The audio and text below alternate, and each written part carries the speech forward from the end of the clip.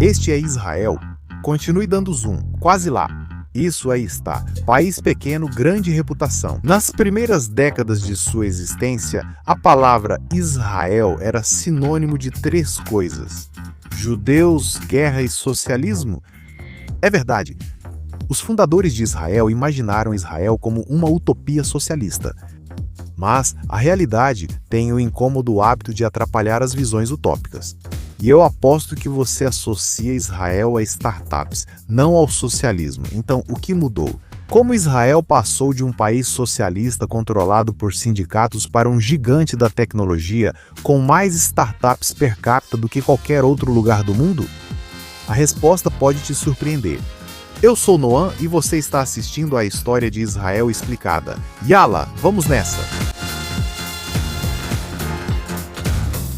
Quando se trata de falar sobre economia, tenho a sensação de que muitas das pessoas assistindo são como eu. Meus olhos vidram quando ouço termos como nível de produto de equilíbrio, estagflação ou capital humano. Na verdade, não sei o que acabei de dizer, então isso não aparecerá muito neste vídeo. Em vez disso, para realmente entender como Israel passou disso para isso, você precisa saber três coisas simples. Pronto? Parte 1. As raízes socialistas de Israel. Judeus sempre viveram no território que hoje chamamos de Israel.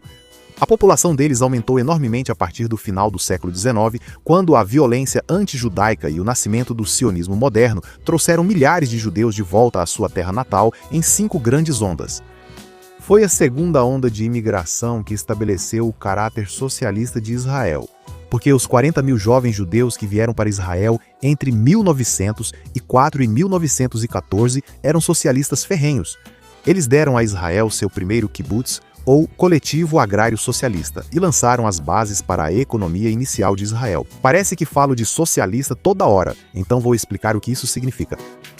Você provavelmente já percebeu que vivemos em um mundo onde os recursos e a riqueza não são distribuídos de forma igualitária.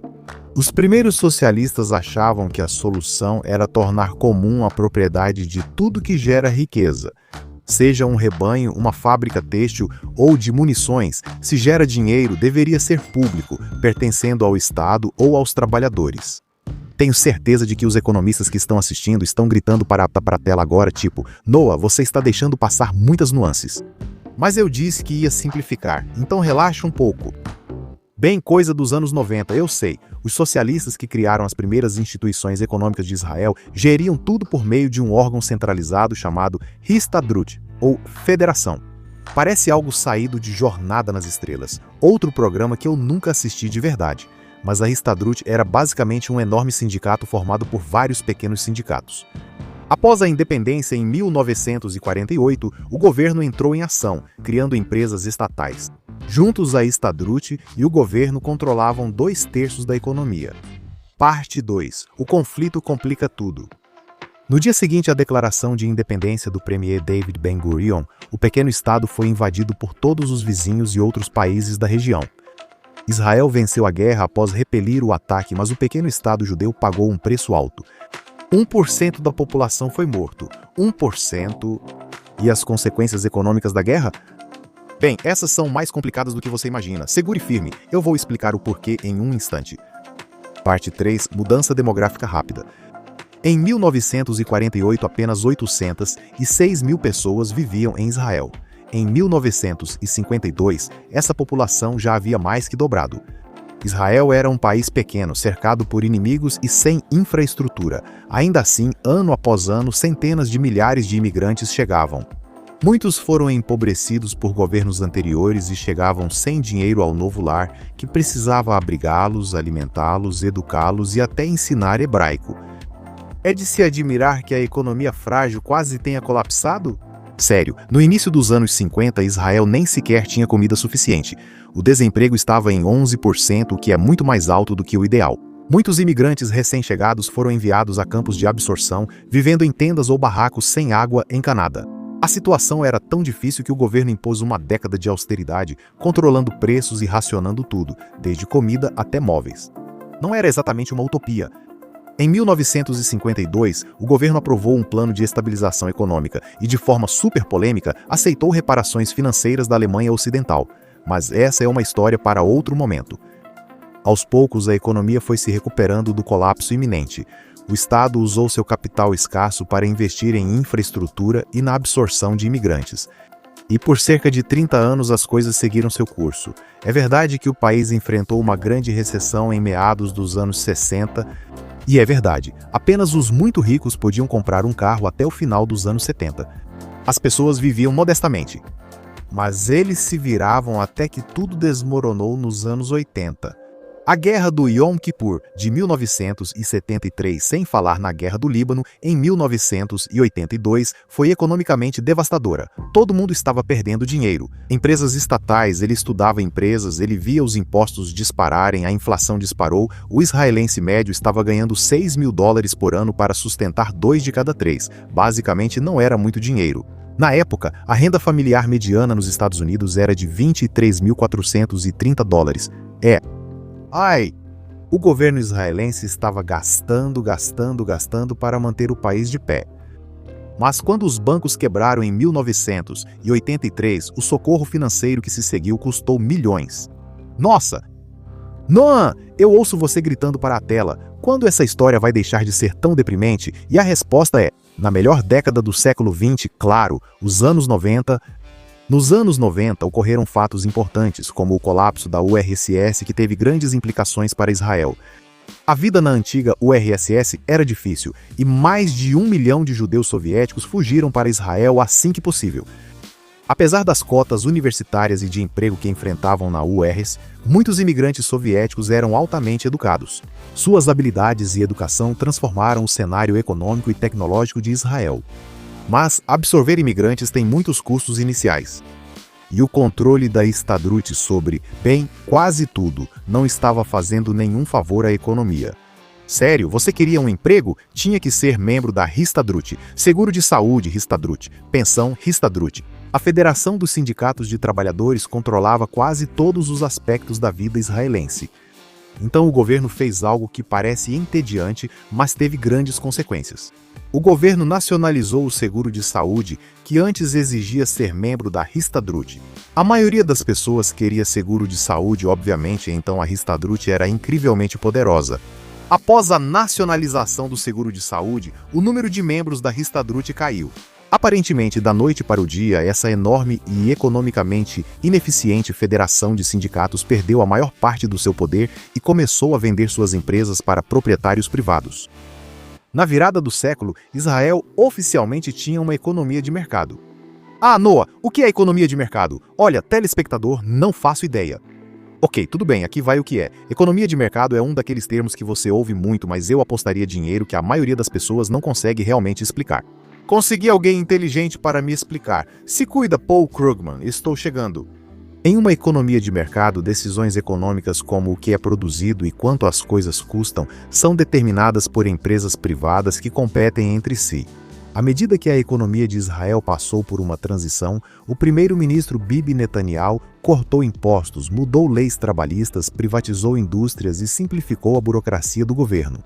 Assim, Israel abandonou suas raízes socialistas e tornou-se capitalista, mas isso é apenas parte da história.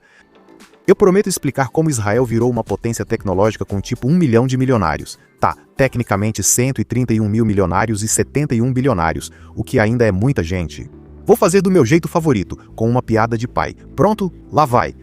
Os líderes mundiais recebem o aviso de que um grande desastre está chegando. Em breve, o mundo inteiro vai ficar debaixo d'água. Os americanos, os russos e os chineses começam a pensar em como estabelecer a vida na Lua. Os canadenses pedem desculpas a todos, o pessoal na cidade do Vaticano reza, enquanto os israelenses apenas dão de ombros uns para os outros. Talvez precisemos aprender a viver debaixo d'água. Piada boba, sentimento real. Grande parte da história de Israel foi marcada pela escolha entre vencer ou morrer.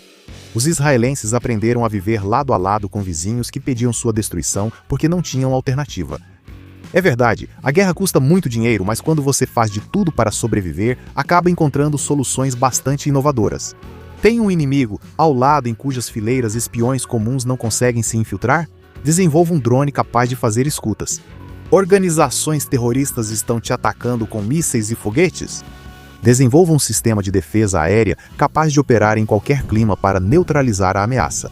Obrigado, Domo de Ferro. Um país quer te atacar com armas nucleares? Invista em guerra cibernética para derrubar as usinas de enriquecimento de urânio dele à distância. Esses avanços tecnológicos se espalham para todas as esferas da vida.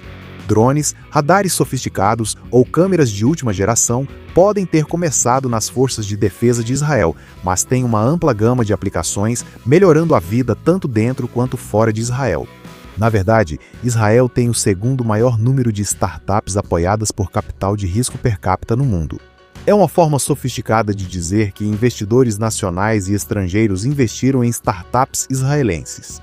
Então, as startups israelenses e o chamado Silicon Valley estão nadando em dinheiro, e Tel Aviv está no centro de tudo isso. Isso mesmo, uma cidade construída por socialistas agora abriga mais de 42 mil milionários e 12 bilionários. Isso é insano. Vamos colocar de outra forma. Quase 1 em cada 10 habitantes de Tel Aviv é milionário. Mas esse é apenas um lado da história, porque como em tantas nações ricas, a riqueza não é distribuída de forma igual. O país se tornou um exemplo claro justamente daquilo que os fundadores socialistas de Israel mais temiam: desigualdade de renda e estratificação social agravadas por um custo de vida exorbitantemente alto. Em julho de 2011, os israelenses comuns decidiram que já não aguentavam mais. Durante os protestos da Primavera Árabe no Oriente Médio e Norte da África, Israel vivia sua própria mini-revolução. Tudo começou com o queijo cottage. Sim, é o alimento mais nojento do mundo, eu disse. Não discuta comigo, é nojento, não vou comer. Por algum motivo, os israelenses adoram esse negócio, tanto que virou um símbolo do alto custo de vida em Israel e dessa pressão sobre a classe média. O termo aperto da classe média é real e traz consequências graves. Em 2021, cerca de 1/5 dos israelenses vivia abaixo da linha da pobreza. Em 2011, Itzik Elhov, de 25 anos, não estava necessariamente pensando em acabar com a pobreza. Ele se preocupava em pagar as contas, mas isso ficava cada vez mais difícil com a alta dos preços dos alimentos no país. O preço do queijo cottage, que é inexplicavelmente considerado um alimento básico na dieta israelense, havia aumentado 75% em apenas um ano, segundo algumas estimativas.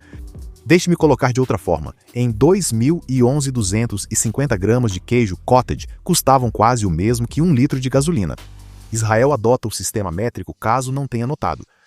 Quando Itzik voltou do supermercado, foi ao Facebook incentivar o boicote ao queijo cottage, que custasse mais de 5 shekels. O apelo dele viralizou. 100 mil israelenses prometeram boicotar o queijo cottage e até outros produtos lácteos. Os protestos passaram a abordar também o alto custo de vida, falta de moradias, aumento da pobreza e desigualdade crescente na sociedade israelense. No verão, israelenses acamparam em praças e espaços urbanos, em sua versão do Occupy Wall Street, lembra? O governo respondeu com reformas, tarifas de celular caíram, salários subiram e o desemprego diminuiu. E tudo isso é progresso, mas não é o suficiente. Na verdade, de acordo com o Instituto de Democracia de Israel, quase metade dos israelenses decide em quem votar com base em suas plataformas econômicas. Nada menos que 85% dos israelenses acham que o custo de vida em Israel é maior que na maioria dos países ocidentais. E o principal vilão em uma longa lista de produtos e serviços com preços abusivos é a comida. Sim, muitos israelenses comuns estão tendo dificuldade para pôr comida na mesa. Nada disso é uma boa notícia, e isso faria os antepassados socialistas de Israel se revirarem no túmulo. Mesmo assim, se há algo que podemos aprender com o passado econômico de Israel, é isso. Israel é ótimo em achar soluções criativas para questões difíceis, por isso há saída para desigualdade de renda e alto custo de vida. Não sou economista, mas sei disso. Se existe um país ou um povo capaz de resolver isso, eu aposto nos israelenses. Aproveite, inscreva-se e continue aprendendo.